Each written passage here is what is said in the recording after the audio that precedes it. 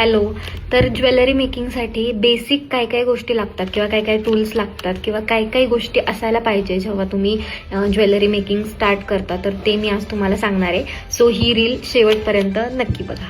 तर सगळ्यात पहिल्यांदा हे टूल्स लागणार आहेत. तर ह्याच्यामध्ये आहे हे पक्कड, त्यानंतर हे कटर आणि हे नोज प्लायर. आता हे कटरने तुम्ही तार वगैरे कट करायला, इनविजिबल वायर कट करायला यूज करणार.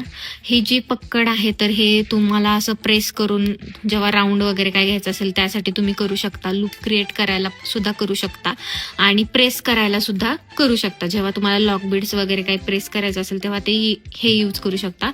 हे नोज प्लायर सुद्धा लूप तयार करायला तुम्ही यूज करू शकता. आता नोज प्लायर आणि ह्या दोन्ही मधलं एक जरी कुठलं असलं ना तरी पण चालतं, असं काही दोन्ही असावं असं नाही.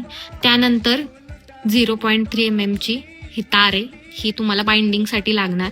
त्याच्यानंतर ही इनविजिबल वायर आहे, ही इनविजिबल नेकलेसेस किंवा मंगळसूत्रासाठी यूज होणार.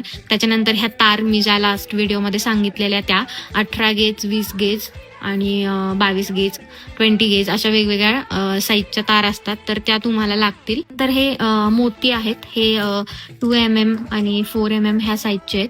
तर असे मोती तुम्हाला लागतील. त्याच्यानंतर थोडेफार मनी लागतील, छोट्या साईजमध्ये, मीडियम साईजमध्ये, मोठ्या साईजमध्ये.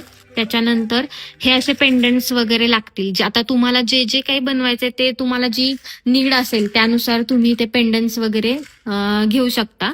आणि जर तुम्ही इनविजिबल चेन किंवा मंगळसूत्र बनवणार असाल तर हे तुम्हाला लॉक बीड्स लागतील, ह्याने तुम्ही लॉक करायचं. ह्या बेसिक गोष्टी आहेत ज्या काही लागणार आहेत, हे टूल्स, हे वायर्स वगैरे. तर आता आय होप तुम्हाला ही इन्फॉर्मेशन आवडली असेल तर अशाच अजून ट्युटोरियलसाठी आणि माहितीसाठी फॉलो करा.